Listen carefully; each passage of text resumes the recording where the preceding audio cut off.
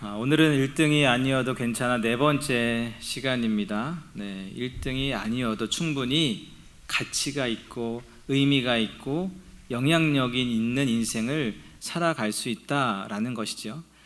오늘은 이 스바의 여왕에 대한 이야기를 이제 여러분들과 함께 나누려고 합니다. 굉장히 조금 베일에 쌓여 있고 조금 신비하고 미스테리한 인물입니다. 근데 이 여왕은 말 그대로 여왕입니다. 그러니까 높은 지위와 또 많은 힘을 가진 그런 인물이죠. 하지만 유대인의 관점에서 보면 그냥 이방인일 뿐입니다. 아무리 지위가 높든 아무리 많은 것을 가지고 소유하고 있든 그냥 그저 이방인 중에 한 명일 뿐이죠. 그런데도 이 유대인을 대상으로 쓰여진 이 마태복음에 보면 이 여왕에 대해서 굉장히 놀랍게 설명하고 있음을 알 수 있는데요. 마태복음 12장 42절에서 이렇게 그녀에 대해서 설명하고 있습니다. 한번 보십시오. 심판 때에 남방 여왕이 일어나 이 세대 사람을 정죄하리니 이는 그가 솔로몬의 지혜로운 말을 들으려고 땅 끝에서 왔음이거니와 솔로몬보다 더 큰 이가 여기 있느니라. 아멘. 이 말씀에 나오는 남방 여왕은 스바의 여왕을 가리킵니다. 그러니까 심판 때, 즉 마지막 때에 이 스바 여왕이 일어나서 심판을 한다, 정죄를 한다라고 이야기하고 있는데요. 이건 조금 이상한 이야기입니다. 왜냐하면 심판은 누가 합니까? 하나님의 백성, 하나님의 택한 받은 사람이 하나님을 알지 못하는 사람들을 대상으로 심판을 해야죠. 그런데 이방 여인이 지금 심판자로 소개가 되고 있습니다. 아니 그녀가 누구길래, 과연 어떤 존재길래, 과연 어떤 일을 했길래 그녀가 심판자로, 그것도 유대인들을 대상으로 쓰여진 이 마태복음에서 심판자로 소개되고 있는 것일까? 그 이유가 이제 계속해서 나오는데요. 우리 42절 중간에 보시면 그 이유가 나오고 있습니다. 보시면 그가 솔로몬의 지혜로운 말을 들으려고 땅 끝에서 왔다, 이렇게 이야기합니다. 그러니까 그녀가 어떤 사람이에요? 솔로몬의 지혜를 얻기 위해 저 멀리서, 저 땅 끝이라고 하는 그 끝에서 온 사람입니다. 그렇기에 그녀가 심판자로 소개가 되고 있는 것이죠. 이 구체적인 내용을 이제 오늘 함께 읽은 본문에서 살펴볼 수 있는데요. 열왕기상 10장 1절 말씀 우리 함께 읽어보겠습니다. 1절입니다. 시작. 스바의 여왕이 여호와의 이름으로 말미암은 솔로몬의 명성을 듣고 와서 어려운 문제로 그를 시험하고. 아멘. 이 스바의 여왕이라고 하는데요. 그렇다면 이 스바가 어떤 지역일까? 어떤 학자들은 예멘이라고 이야기하기도 하고요. 또 일부는 이집트 아니면 사우디아라비아 이렇게 이야기하는 학자들도 있습니다. 하지만 일반적으로는 에디오피아를 이야기합니다. 유대의 가장 저명한 역사학자였던 요세푸스는 이 스바의 여왕에 대해서 애굽과 에디오피아를 통치했던 여왕이라고 그렇게 설명하고 있습니다. 그러니까 그 먼 곳에서 저 이스라엘이라고 하는 그 먼 지역의 솔로몬에 대한 소식을, 그 명성을 들은 것입니다. 이 당시는 전화도 없습니다. 우편도 없습니다. 그럼에도 불구하고 그 멀리서 솔로몬의 이야기가 들려온 것이지요. 그 이야기를 듣고 이 여왕이 궁금한 거예요. 아니 과연 솔로몬이 얼마나 지혜롭길래, 얼마나 지혜롭게 통치하고 얼마나 지혜롭게 재판하길래 그에 대한 지혜의 소문이 여기까지 오게 된 것일까? 너무너무 궁금해서 솔로몬을 만나기 위해 길을 떠납니다. 여러분, 비행기를 타고도 2,500km입니다. 육로를 통해서는 3,500km예요. 만만한 거리가 아니죠. 굉장히 먼 거리입니다. 더군다나 정말 소문 듣고 갔는데 아닐 수도 있잖아요. 소문하고 사실과 다를 수도 있지 않습니까? 그런 위험이 분명히 있습니다. 그럼에도 불구하고 그녀는 그 먼 길을 떠난 것이지요. 더군다나 그 가는 길은 위험한 길입니다. 여러분, 3,500km를 가는데 어떤 일이 벌어질지 누가 알 수 있겠습니까? 여러 수행원들과 함께 간다고 하지만 정말 예상하지도 못하는 수많은 위험들이 도사리고 있는 그 길입니다. 그래서 그렇게 먼 길을 갈 때는 왕이 직접 가지 않아요. 신하를 대신 보내지요. 왜요? 그만큼 위험하니까요. 그런데 그 위험한 길을 이 여왕이 직접 가는 거예요. 더군다나 남짓 1년 걸리는 시간입니다. 그 시간 동안 이 왕의 자리가 비어 있습니다. 여러분, 한 나라의 왕이 그 왕의 자리를 비워놓고 1년 동안 나갔다 오는 것은 결코 쉬운 일이 아닙니다. 신하들이 그것을 가만두지 않겠지요. 수많은 정적들이 어떻게 할지 모릅니다. 왕의 자리가 비어있다라는 것을 보고 적들이 쳐들어올 수도 있습니다. 그러니까 그 자리를 비우고 길을 떠난다는 것은 여러 가지 도전을 하는, 모험을 하는 행위일 수밖에 없습니다. 정치적으로, 군사적으로 많은 무리수가 있는 그런 결정일 수밖에 없습니다. 하지만 그렇게 먼 길을, 그리고 그 위험한 길을, 심지어 왕의 자리를 내려놓고 비워놓고 그 먼 길의 여정에 오르게 되는 것이죠. 왜요? 너무나 궁금했거든요. 솔로몬의 그 지혜가 너무나 궁금했기 때문입니다. 그리고 그렇게 드디어 그녀가 솔로몬을 만나게 되는데요. 우리 3절 말씀 함께 보십시오. 3절 우리 함께 읽겠습니다. 시작.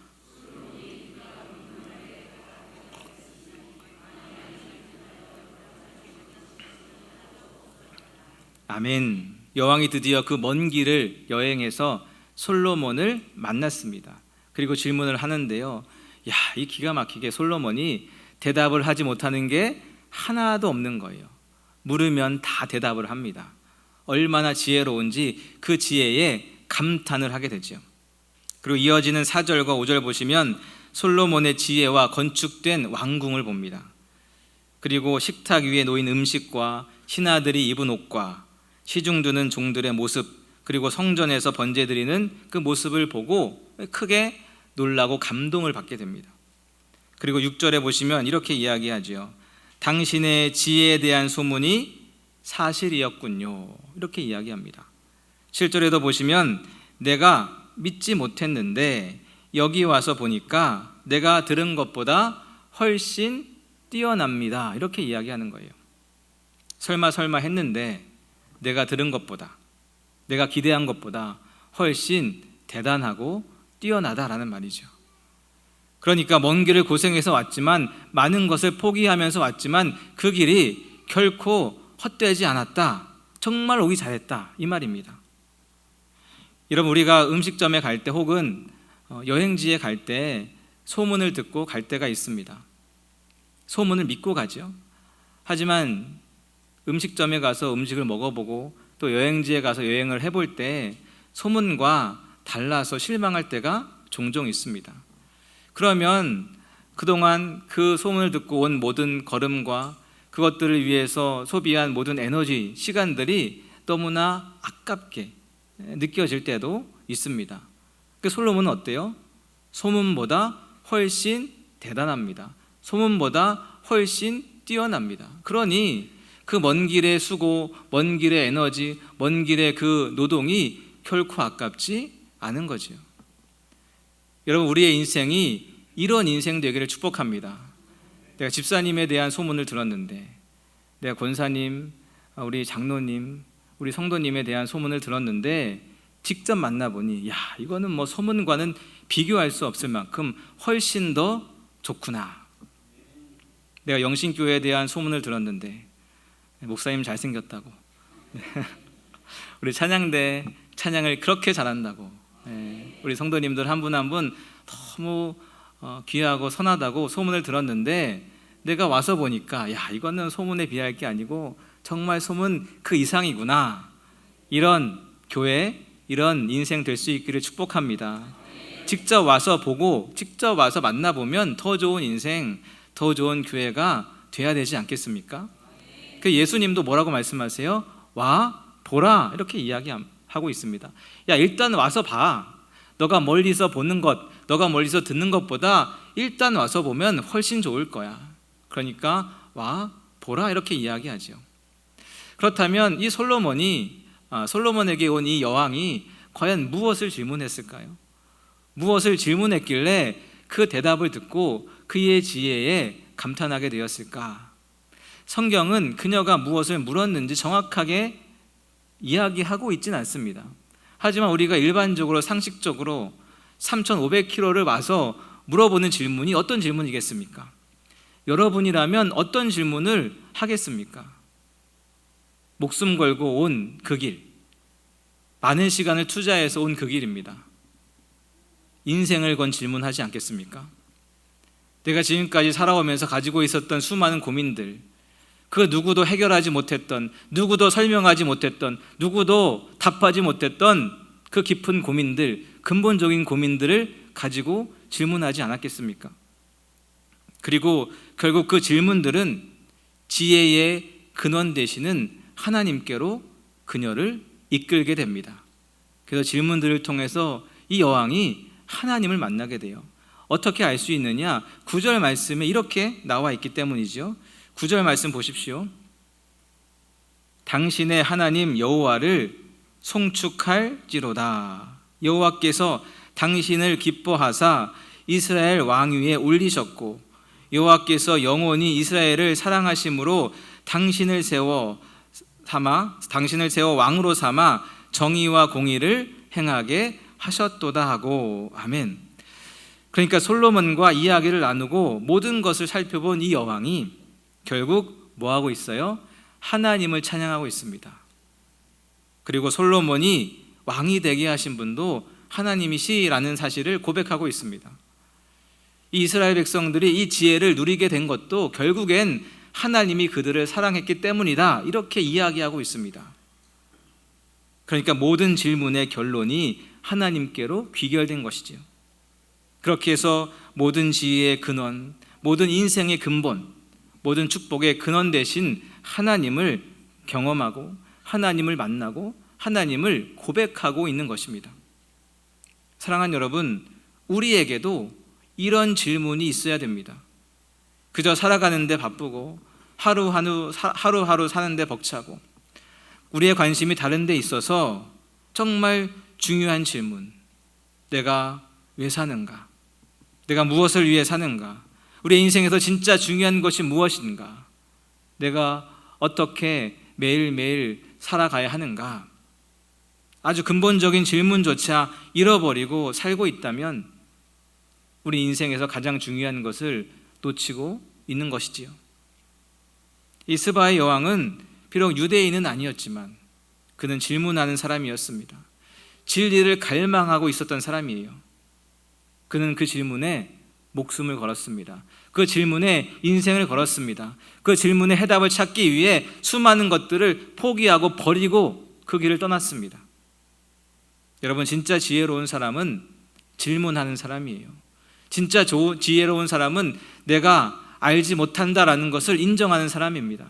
진짜 지혜로운 사람은 진리를 갈망하는 사람, 그 진리를 얻기 위해 많은 것들을 포기하며 그 길을 떠나는 사람입니다.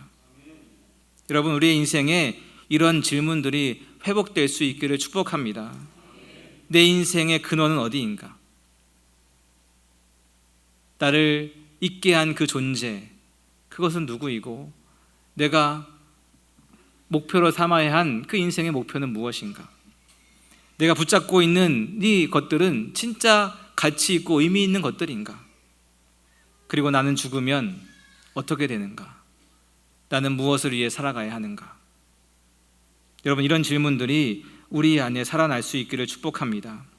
이 질문에 답을 얻기 위해 많은 것을 포기할지언정 이 해답을 찾기 위한 여정을 걸어가십시오. 우리 안에 이런 질문이 사라질 때, 이런 갈망이 사라질 때, 이런 간절함이 사라질 때 신앙은 형식적인 신앙이 되는 것이고 우리의 인생은 껍데기 인생이 되는 것이지요. 스바의 여왕은 진리에 대한 갈망이 있었습니다. 그리고 그 갈망을 따라 걸어갔습니다. 그리고 결국 모든 것의 해답이 되는 하나님을 만나게 된 것이지요. 이것이 바로 마태복음에서 이방인인 그녀를 심판자로 설명하고 있는 이유라고 볼 수 있습니다. 우리 다시 마태복음 12장 42절 말씀을 한번 다시 보겠습니다. 네, 우리 함께 읽겠습니다. 시작. 심판 때에 남방 여왕이 일어나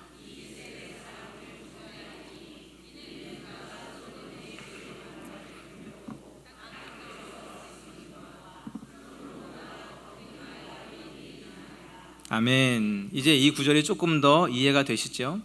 네, 이 여인이 바로 그런 여인이었던 것이죠. 그렇다면 그 시대는 어떤 시대였느냐? 바로 이 말씀 바로 위에 나오는 마태복음 12장 39절에 보시면 이 시대에 대한 설명이 나오는데요. 예수님께서 이 시대를 바라보시면서 이렇게 말씀하고 있습니다.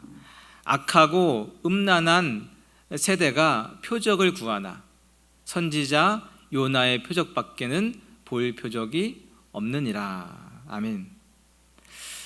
쉽게 이야기하면 수많은 표적들을 보았음에도 믿으려고 하지 않고 계속해서 새로운 표적을 구하는 것, 그것이 이 시대의 모습, 이 시대의 특징이라는 것이지요. 여러분, 계속해서 표적을 구한다라는 말이 무슨 말이겠습니까? 정말 제대로 된 표적, 진짜 표적을 만나면 내가 믿겠다 이런 말입니까? 아닙니다. 그 어떤 표적을 가지고 와도 나는 믿지 않겠습니다. 나는 믿지 않기로 결심했습니다. 그런 마음이죠. 그런 말이죠. 그러니 그 무슨 증거가, 그 무슨 표적이 그들의 마음을 돌려놓을 수 있겠습니까? 광야에서 수많은 표적과 기적을 이스라엘 백성들이 보았음에도 그들의 결론을 우리가 알지 않습니까? 끝도 없는 불신과 불평과 원망으로 가나안 땅을 밟지 못하고 다 광야에서 죽어버렸습니다. 예수님이 행하시는 수많은 기적과 수많은 표적들을 그들이 이미 보았음에도 불구하고 그들이 믿지 않는 거예요. 구약에 약속된, 그러니까 메시아가 오면 일어날 것이라고 약속된 그 일들이 이미 예수님을 통해서 행해지고 있음을 그들이 보았음에도 불구하고 그들이 또 다른 표적을 요구하고 있는 것이죠. 그 말인 즉슨 믿고 싶지 않다라는 말입니다. 그리고 그들에게는 그저 심판과 정죄함이 남아있을 뿐이지요. 여러분, 표적이 없어서가 아닙니다. 기적이 없어서가 아닙니다. 말씀이 없어서가 아닙니다. 예수님이 메시아 구원자라는 증거가 부족해서가 아닙니다. 그들의 마음 가운데 처음부터 예수님을 메시아로 구원자로 받아들이고 싶지 않다는 그 결정이 그들 가운데 있었던 거예요. 그들이 마음을 이미 굳게 닫아놓고 있었던 것이죠.